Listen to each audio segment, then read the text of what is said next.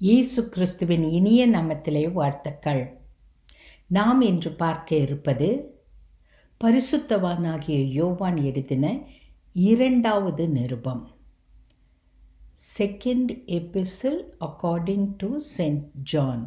நாம் ஏற்கனவே இதன் முகவரியை இன்ட்ரடக்ஷனை பார்த்துட்டோம். முன்னுரையாக எதையெல்லாம் நாம் அறிந்து கொள்ள வேண்டும் என்பதை பார்த்துவிட்டோம். ஒருவேளை இதை நீங்கள் இந்த பகுதியை கேட்கவில்லை என்றால் தயவு செய்து இதற்கு முந்தின பகுதியை கேட்டு இதை தொடர்ந்து கேட்பீர்கள் என்றால் உங்களுக்கு எளிதாக விளங்கும். சுருக்கமாக சொல்லுகிறேன், இதுதான் வேத புத்தகத்தில் இருப்பதிலே சிறிய புத்தகமாக இருக்கிறது. எனவே புத்தகமாக நாம் படிக்கும்போது நமக்கு நிறைவான முழுமையான அர்த்தத்தை விளங்கி கொள்ள முடியும் என்று நாம் பார்த்தோம். இது மிக சிறிய புத்தகமாக இருப்பதனால் நாம் என்ன செய்ய முடியும், ஒரு சில நிமிடங்களிலேயே இதை வாசித்து முடித்துவிட முடியும். நீங்கள் வாசித்திருப்பீர்கள் என்று நம்புகிறேன். வாசிக்கவில்லை என்றால் இன்றாவது வாசித்து விடுங்கள். பெருத்த ஆசீர்வாதத்தை நாம் பெற்றுக்கொள்கிறோம். யோவான் எழுதின 1வது நிருபத்திலே கிறிஸ்துவோடு கூட நாம் எப்படி வாழ வேண்டும், தேவனோடு கூட இணைந்து வாழ்வது எப்படி, அதன் முக்கியத்துவம் எவ்வளவு பெரியது, அது எவ்வளவு அருமையானது என்று எழுதப்பட்டிருக்கிறது. இந்த 2வது நிருபத்தில் இப்படி நாம் கிறிஸ்துவோடு வாழும்போது தவறான உபதேசங்கள் கிறிஸ்துவோடு இருக்கிற நம்முடைய வாழ்க்கையை பிரித்து விடக்கூடாது என்ற கண்ணோட்டத்தில் how to protect our fellowship with God to avoid false டீச்சர்ஸ்ன்றதை பார்த்தோம். எப்படி இந்த தவறான உபதேசங்களிலிருந்து நாம் நம்மை விடுவித்து கொள்ளும்போது தான் கிறிஸ்துவோடு இருக்கிற நம்முடைய வாழ்க்கை மிகவும் உறுதி உள்ளதாக இருக்கும் என்பதை பார்த்தோம். இதில் 10வது வசனத்தை நாம் ஏற்கனவே வாசித்து பார்த்தோம்.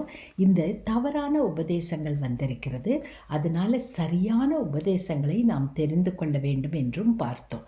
எனவே இந்த 1வது யோவான் 1வது நிருபத்தில் எவ்வளவு முக்கியத்துவம், நாம் தேவனோடு வாழ்வதற்கு எவ்வளவு முக்கியம்னு அவர் சொல்கிறாரோ அதை போலவே தேவனோடு இணைந்து வாழும்போது தவறான உபதேசங்கள் வர வாய்ப்பு இருக்கிறது. அது நம்முடைய அன்பை, தேவனோடு நாம் கொண்டிருக்கும் அன்பையும் உறவையும் பாதிக்கும். அதனால் தேவனோடு உறவு வைக்கிற நீங்கள் தவறாக உபதேசம் செய்கிறவர்களோடு எந்த உறவும் வைத்து கொள்ளக்கூடாது. Protecting our fellowship from false teachers, அதை உறுதியாக சொல்லுகிறார். இப்போ இன்றைக்கி நம்ம இன்னும் கொஞ்சம் ஆழமாக பார்க்கலாம்.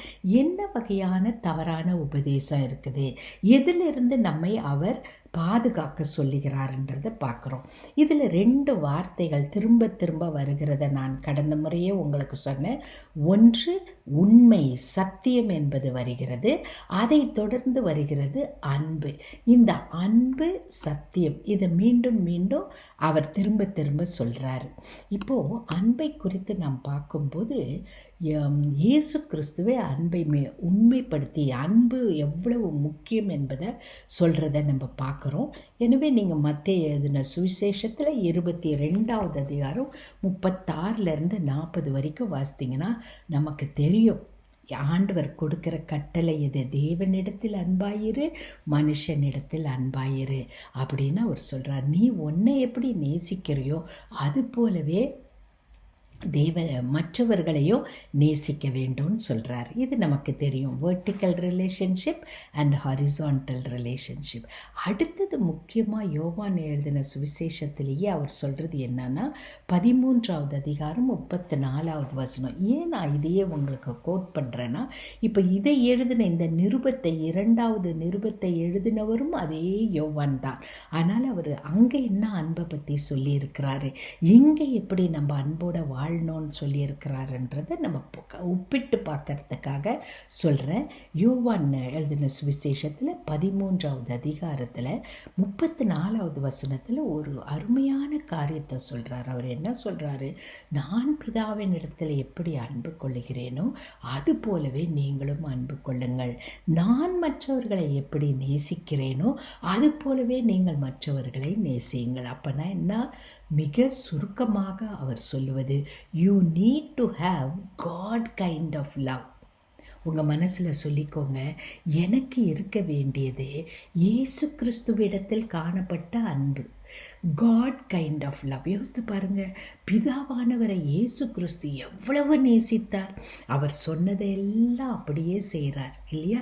அவர் வாழ்ந்த 33 வருஷமும் அவர் வாழ்ந்த அவருடைய வாழ்க்கை, குடும்பத்தில் அவர் வாழ்ந்த பெற்றோரோடு அவர் வாழ்ந்த வாழ்க்கைனாலும் சரி, 3.5 வருஷம் அவர் செய்த ஊழியம்னாலும் சரி, அவர் செய்த போஜனமோ, அவர் யோசித்த யோசிப்போ, அவருடைய உறவுகளோ எல்லாமே பிதாவின் சித்தத்தின்படி, பிதாவின் சித்தத்தின்படின்னு மூச்சுக்கு மூச்சு சொல்கிறாரு.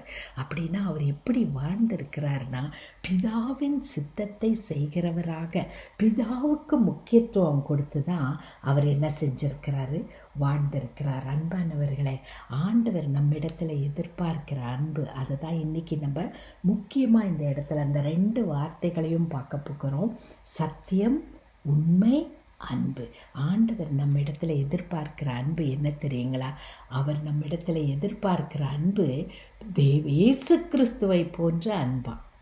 இவ்வளோ நாள் நம்ம யோசித்துட்டு இருந்திருக்கலாம், என்னிடத்தில் என்ன அன்பு இருக்கணும், என்னை நான் நேசிக்கிறது போல் மற்றவங்களை நேசிக்கணும். சில பேர் சொல்கிறத நான் கேட்டிருக்கிறேன், என்னையே என்னால் நேசிக்க முடியலைங்கன்ட்டு. காரணம் என்ன தெரியுமா?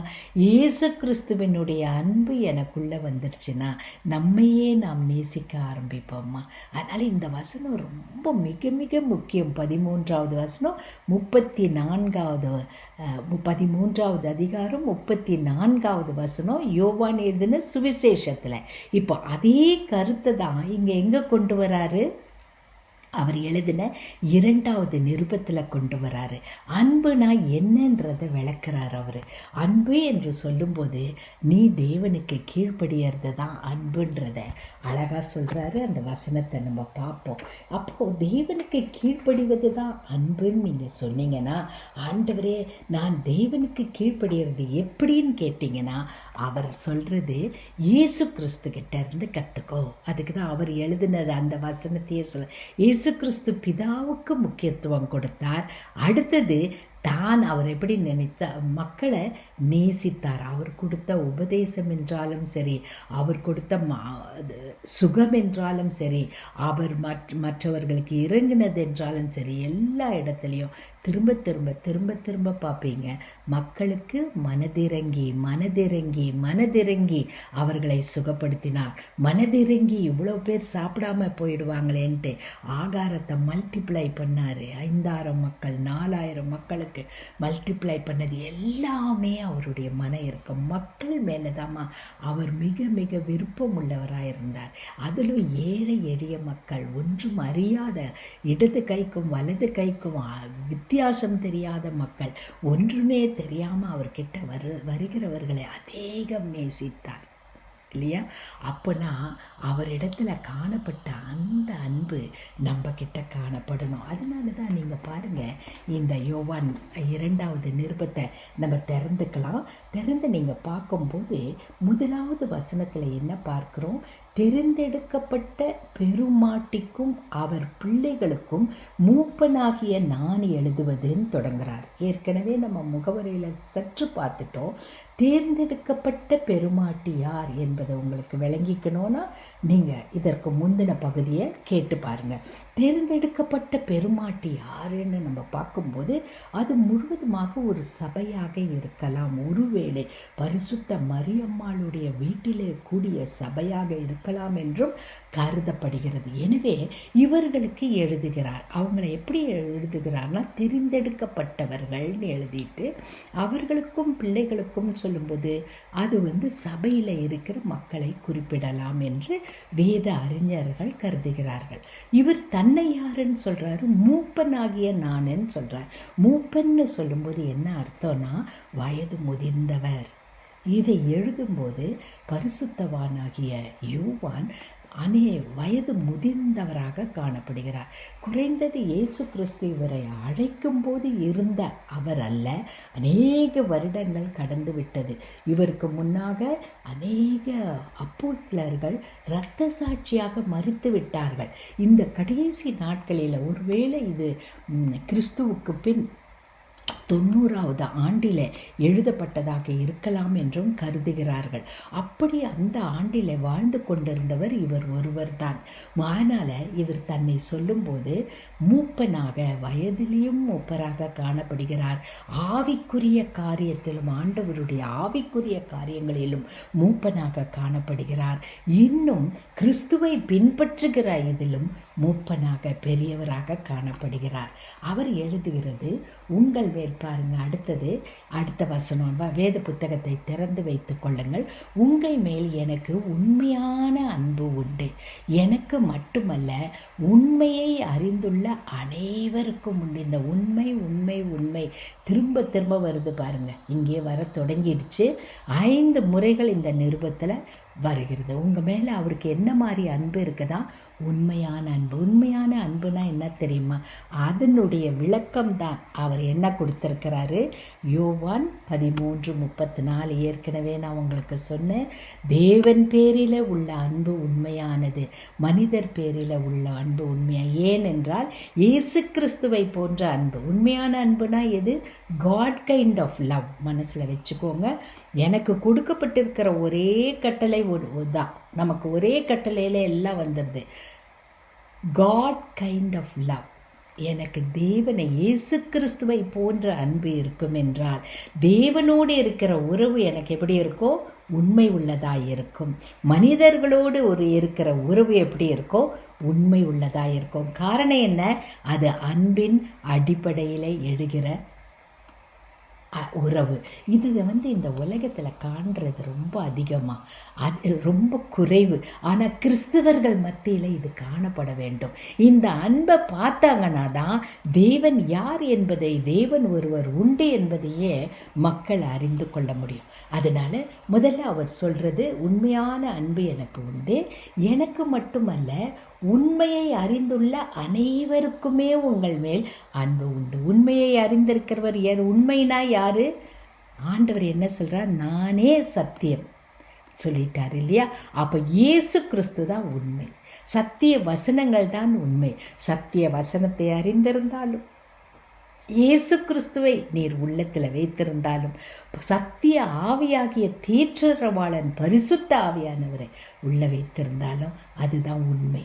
ஸோ உண்மை என்பதையும் அன்பு என்பதையும் சொல்லிட்டு, இவர்கள் எல்லாருக்குமே உங்கள் பேரில் அன்பு உண்டு. உண்மையின் பொருட்டு உங்கள் மீது அன்பு செலுத்துகிறோம். 2வது வசனம், உண்மையின் பொருட்டு தான் அன்பு செலுத்துகிறோம். நான் சொன்னேன் இல்லையா, இந்த 2வது நிருபமும் 3வது நிருபமும் உண்மையை ஒன்றோடு ஒன்று இணைத்ததாக நமக்கு திரும்ப திரும்ப திரும்ப திரும்ப காட்டிக்கொண்டே இருக்கிறது. அதனால்தான் உண்மையின் பொருட்டு உங்கள் மீது அன்பாக இருக்கிறோம். நல்ல ஒரு நிமிஷம் யோசித்து பாருங்கள். ஆண்டவரே, நான் உண்மையோடு உம்மை நேசிக்கிறேனா? அடுத்தது, நான் உண்மையோடு பிறரை நேசிக்கிறேனா? இதுதாம்மா நமக்கு கொடுக்கப்பட்ட கட்டளை. ஆண்டவரை தேடும்போதும் எப்படி தேடணுமா? பரிசுத்த ஆண்டவரே, உம்மை வழிபடும்போது நான் எப்படி செய்வேன்? உண்மையோடு, ஆவியோடும் உண்மையோடும் உண்மை தொழுது கொள்வேன். இந்த உண்மை ரொம்ப உண்மைனா என்னம்மா? என் ஹார்ட்டு, என்னுடைய உள்ளம், என்னுடைய உள்ளத்தில் என்ன சொல்லுதோ அதுதான் என் வாய் பேசுனா அதுதான் உண்மை. நம்ம உள்ளத்தில் ஒன்று வச்சுட்டு வாயில் ஒன்று பேசணுன்னா அது உண்மை இல்லை. அந்த காரியத்தை, இந்த உண்மை எப்படி நமக்கு தெரியும்? அன்பு உண்மையாக இருக்குதா இல்லை இது மாய்மாலமான அன்பா? அடிக்கடி நம்ம யோசிக்கிறோம் இல்லையா? அதை தான் நீங்கள் மிகைப்படுத்தி சொல்லுகிறார்.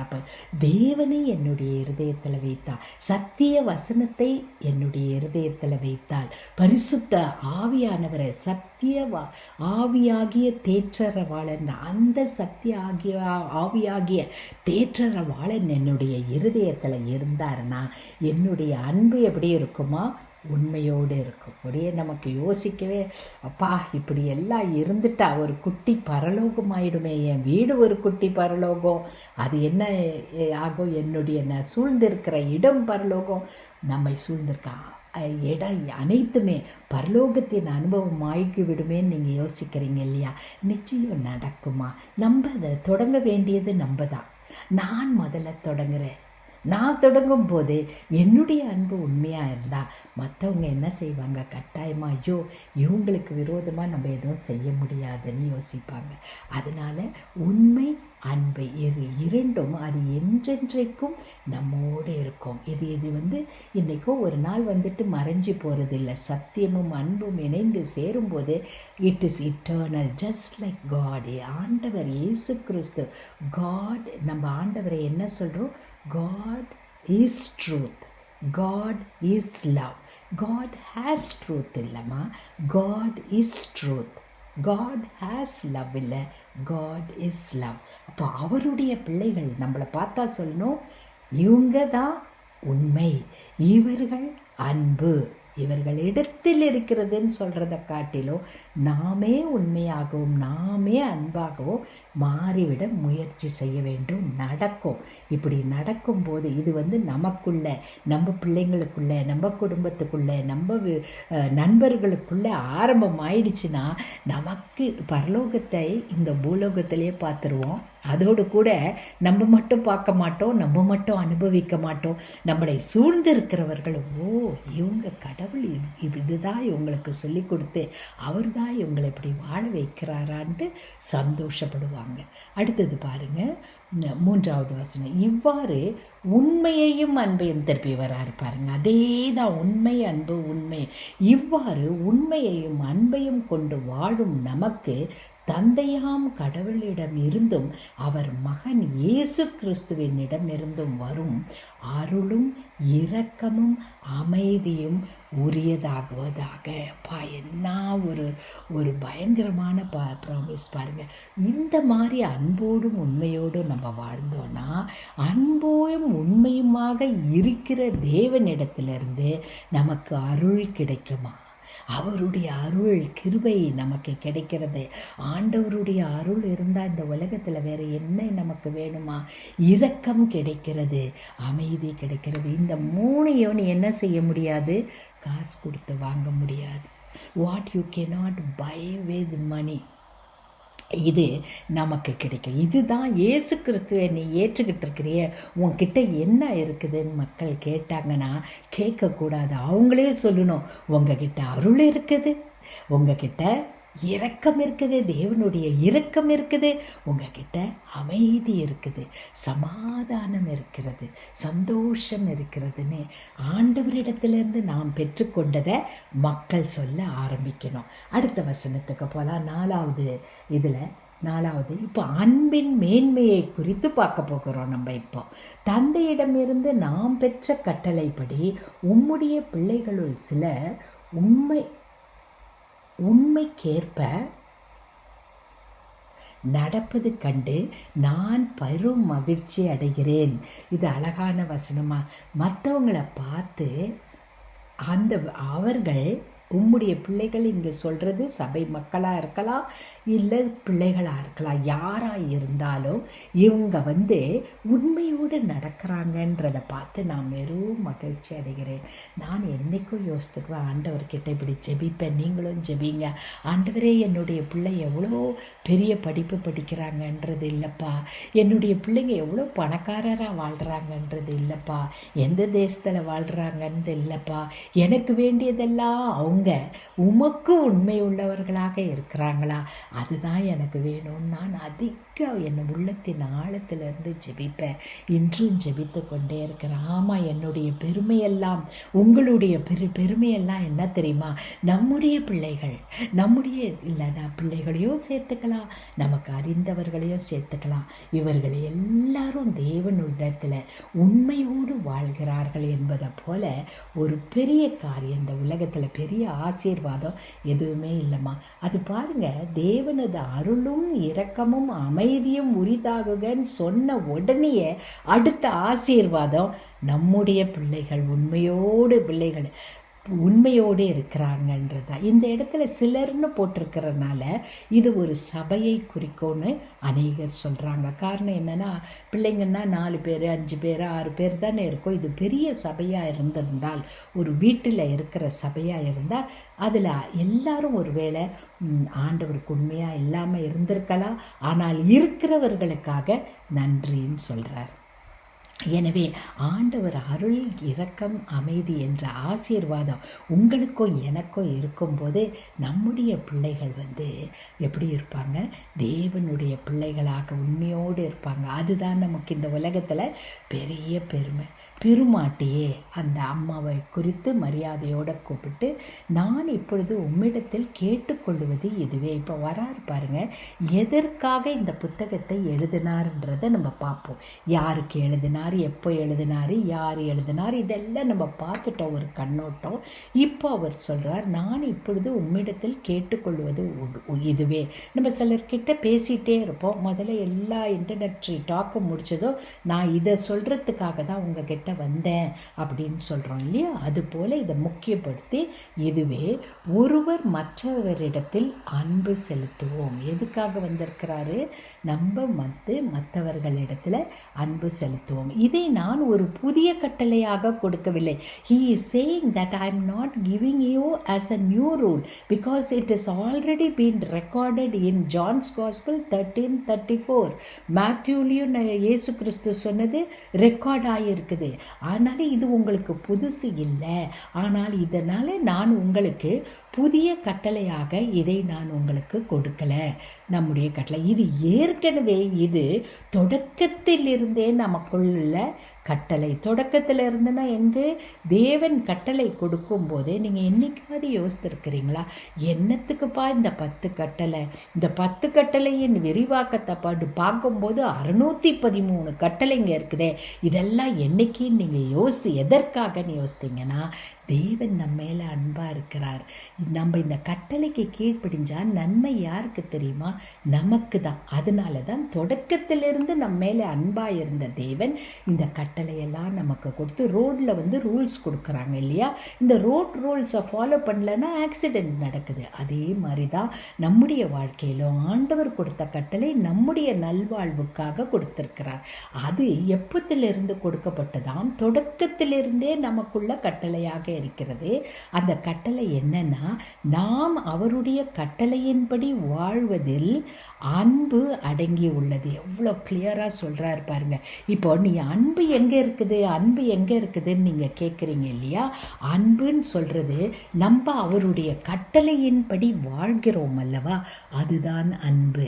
நீங்க யோவான் எழுதின சுவிசேஷத்துல பார்த்தீங்கன்னாலும் 15வது அதிகாரம் 10வது வசனத்துல பாருங்க, அவருடைய கட்டளைக்கு கீழ்ப்படிவது தான் அன்பு அப்படின்றத நம்ம பார்க்குறோம். எனவே அதனால தான் அவர் சொல்கிறாரு, திரும்ப திரும்ப இதை உங்களுக்கு சொல்லியிருக்கிறது, அவருடைய கட்டளையின்படி கீழ்ப்படிவது தான் அன்பு.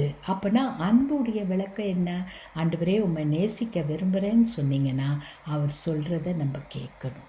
அந்த கட்டளை நீங்கள் தொடக்கத்திலிருந்து கேட்டறிந்திருக்கிறீர்கள். திருப்பி சொல்கிறாரு பாருங்க, 2வது முறை தொடக்கத்திலிருந்து கேட்டிருக்கிறீங்க, அதை கடைப்பிடித்து வாழுங்கள். இப்போ என்ன செய்யணும்? கேட்டதோடு நிறுத்திடாதீங்க. என்னத்தை கேட்டீங்களோ, எதை செய்யணும்னு உங்களுக்கு தெரியுது இல்லையா, அதன்படி நீங்கள் வாழ கற்றுக்கொள்ளுங்கள்ன்றார். அதை தொடர்ந்து வருகிறது தான் அன்பை பற்றி சொல்லிட்டு, இப்போ இந்த புத்தகத்தை எழுதுவதின் முக்கியமான காரணம் என்ன என்பதற்கு வருகிறார். அது என்னன்னா, எதிர் கிறிஸ்துக்கள் பற்றி எச்சரிக்கை. எதிர் கிறிஸ்துக்கள்னா ஆன்டி கிரைஸ்ட், கிறிஸ்துவுக்கு எதிராக நிற்கிறவர்கள். இவர்களை குறித்து இப்போ ஒரு எச்சரிப்பு கொடுக்கிறார். 7வது வசனம் பாருங்க, ஏனெனில் ஏமாற்றுவோர் பலர் உலகத்தில் தோன்றியுள்ளனர். நான் உங்களுக்கு சொன்னேன் இல்லையா, இந்த புக்கு யாருக்கு எழுதுனதுன்னு யோசிக்காதீங்க, எனக்காகவும் உங்களுக்காகவும் எழுதப்பட்டு இருக்கிறது. காரணம் என்னன்னா, இப்போ நாம் வாழ்ந்து கொண்டு இருக்கிற உலகத்தில் நம்மை ஏமாற்றுகிறவங்கள், கிறிஸ்துவுக்கு எதிராக நிற்கிறவர்கள் அநேகர் எழும்பிட்டாங்கம்மா. இன்னும் பயங்கரமாக சொல்லணும்னா, கிறிஸ்துவின் பெயரை வைத்து கொண்டே கிறிஸ்துவுக்கு எதிராக நிற்கிறார்கள். நான் சொல்கிறது உங்களுக்கு விளங்கும்னு நினைக்கிறேன். கிறிஸ்துவுக்காக நிற்கிறவர்கள் நம்ம நினைக்கிறோம், ஆனால் அவர்கள் கிறிஸ்துவுக்கு எதிராக நிற்கிறவர்களாக பார்க்கிறோம். யார் அந்த காலகட்டத்தில் கிறிஸ்துவுக்கு எதிராக நின்றவர்கள் யாருன்றதை இந்த இடத்துல குறிப்பிடுகிறார். ஒரு வார்த்தை இதில் வரும், நாஸ்டிசிசம்ன்றத ஒரு குழு இருந்தது. இது வேத வசனத்தில் வரல, ஆனால் உங்கள் மனதில் வைத்துட்டு இதை விளங்கிக்கிட்டீங்கன்னா, இந்த வசனத்தை வாசித்தீங்கன்னா உங்களுக்கு விளங்கும். இந்த தவறான எதிர் கிறிஸ்தவ குழு யாருன்னா, இந்த நாஸ்டிசிசம் சொன்னேன் இல்லையா, அவங்க யாருன்னா, இயேசு கிறிஸ்து மனிதராக வந்தவர் என்னும் உண்மையை இவர்கள் ஏற்றுக்கொள்ளுவதில்லை. இங்க நிறுத்தி நல்லா விளங்கிக்கோங்க. இயேசு கிறிஸ்து மனிதனாக வந்தார் என்ற உண்மையை ஏற்றுக்கொள்வதில்லை. அப்படின்னா என்னன்னா, அவர் வந்தார்ன்றதை ஏற்றுக்கொள்றாங்க. இப்போ இவங்க வாழ்ந்த காலகட்டம் எது? இயேசு கிறிஸ்து வாழ்ந்து மரித்து உயிரோடு எழுப்பப்பட்ட காலகட்டம் அது அவங்க. ஆனால் இவங்க வாழ்ந்த காலகட்டத்தை இயேசு கிறிஸ்து வந்தவர் முழுமையாக கடவுளாக வந்தார். அவர் வலியோ வேதனையோ சரீரத்தின் பாடுகளோ அவருக்கு இல்லை, அவர் மனிதனாக வரவில்லை அப்படி சொல்கிறாங்க. அதுதான் இந்த இடத்துல கருத்து. அதான் நாஸ்டிக்னு ஒரு குழு இருக்கிறாங்க. அந்த குழுக்கள் என்ன சொல்கிறாங்கன்னா, இயேசு கிறிஸ்து வந்தார், அவர் முழுமையான தெய்வம், அவர் மனுஷனாக வரல. இது ஒரு கூட்டம் சொல்கிறாங்க. இன்னொரு கூட்டம் இருக்கிறாங்க, அவர் மனிதனாக தான் வந்தார், அவர் தேவன் இல்லை. இது இரண்டும் தவறுமா? அதை தான் அவர் எதிர்த்து இந்த இடத்துல சொல்கிறாரு. அவர் இந்த உலகத்தில் வந்தார் என்பதை, மனிதனாக வந்தார் என்பதை அவங்க என்ன செய்கிறாங்களா, எதிர் நிற்கிறார்கள். அதனால் அவங்க இவர்களே ஏமாற்றுகிறவர்கள். யார் ஏமாற்றுறாங்க? ஏதோ பணம் காசு எடுத்துகிட்டு போயிடுறாங்க, என்ன தவறான முறையில் நடத்துகிறாங்க, அவங்க இல்லை ஏமாற்றுறவங்க. இந்த இடத்துல பேசுகிறது ஆவிக்குரிய ஏமாற்றம். கிறிஸ்துவுக்கு எதிராக நிற்கிறவர்கள். இயேசு கிறிஸ்து உலகத்தில் வந்தார், ஆனால் அவர் மனுஷனாக வரல, அவருக்கு எந்த பாடும் கிடையாது இப்படி சொன்னாங்கன்னா, அவர் ரத்தம் சிந்தின ரத்தம், அவர் பட்ட பாடுகள் அனைத்துமே ஒன்றும் இல்லாமல் ஆக்கிடுறாங்க. உங்கள் உழைப்பின் பலனை இழந்து விடாமல் முழு கைமாறு பெற்றுக்கொள்ள கவனமாயிருங்கள். உங்கள் உழைப்பு என்ன? கிறிஸ்துவுக்காக வாழ்கிறீங்க, உண்மையோடு வாழ்கிறீங்க, அன்போடு வாழ்கிறீங்க. இதற்கு முழு பலன் இருக்குது. உலகத்திலும் பலன் உண்டு, பரலோகத்திலும் தேவன் ஜீவ கிரீடத்தை வைத்து காத்து கொண்டிருக்கிறார் இல்லையா? இந்த பலனை நீங்கள் என்ன செஞ்சிடாதீங்க, இழந்து விடாதீங்க. அப்போனா எதில் நம்ம நம்பிக்கையாக இருக்க வேண்டும் என்றால், இந்த 8வது வசனத்தோடு இந்த நிறுத்தலாம். இதில் என்ன அவர் சொல்கிறாருன்னா, அன்புனா என்ன? அன்புனா தேவனுக்கு கீழ்ப்படிகிறது. இந்த அன்பையும் உண்மையையும் நீங்கள் நிறைய பேர் காத்துட்டு வரீங்க. உங்களை குறித்து நான் மிகவும் சந்தோஷப்படுறேன். ஆனால் தவறான உபதேசம் பரவி கொண்டிருக்கிறது. என் மக்களே, ஜாக்கிரதையாயிருங்கள். கிறிஸ்துவுக்கு எதிரானவர்கள் உங்களை ஏமாற்றுவார்கள். கிறிஸ்து வரவில்லை, மனிதனாய் வரவில்லை. கிறிஸ்து மனிதனாய் வந்திருந்தாலும் அவர் தேவன் இல்லை. இப்படி பலவிதமான உபதேசங்களை சொல்லி உங்களை ஏமாற்றுவார்கள். ஏமாற்றப்படாமல் இருங்கள். இதற்கு நீங்கள் எப்படி இருக்கணும்னா, சத்தியத்தை அறிந்து கொள்ள வேண்டும், சத்தியத்தை அன்போடு ஏற்றுக்கொள்ள வேண்டும். சத்தியத்தை அறிந்து கொண்ட நீங்கள் சத்தியத்தை அன்போடு மற்றவர்களோடு பகிர்ந்து கொள்ள வேண்டும். கண்களை மூடி ஜெபிக்கலாம். எங்களை அதிகமாய் நேசிக்கிற எங்கள் அன்பின் பரமத்தகப்பனே, எங்களை எவ்வளவாய் நேசிக்கிறீர் ஆண்டவரே. அப்பா பிதாவே, நாங்கள் உம்மோடு வாழ்ந்தால் மட்டும் போதும் என்பதோடு இல்லாமல் எந்த வகையிலும் நாங்கள் ஏமாற்றப்பட்டு போகக்கூடாது என்பதற்காக, ஒரு தாய் தன் பிள்ளை எப்படி ஏமாறக்கூடாது என்று ஆண்டவரே அங்கலாய்ப்பார்களோ, ஒரு தகப்பன் தன் பிள்ளை எப்படி ஏமாற்றப்பட்டு விடக்கூடாது என்று ஆண்டவரே மனதில் வேதனையோடு இருப்பாரோ, அதுபோல ஆண்டவரே நாங்கள் ஏமாற்றப்படக்கூடாது என்பதற்காக சத்தியத்தை சத்தியமாக எங்களுக்கு வெளிப்படுத்துகிற தேவனே, இந்த சத்தியத்தை முழுவதுமாக அறிந்து இயேசு கிறிஸ்துவே நீர் முழு மனிதனாக முழு தெய்வமாக இந்த உலகத்தில் வாழ்ந்து எங்களுக்காக ஆண்டவரே பாவ மன்னிப்பை கொடுத்து பிதாவோடு ஐக்கியப்படுத்தி விட்டீர் என்பதை நாங்கள் விசுவாசிக்கிறோம். கர்த்தாவே, உம்மை நம்புகிறோம். இயேசு கிறிஸ்துவின் வல்லமை உள்ள நாமத்திலே. ஆமேன், ஆமேன்.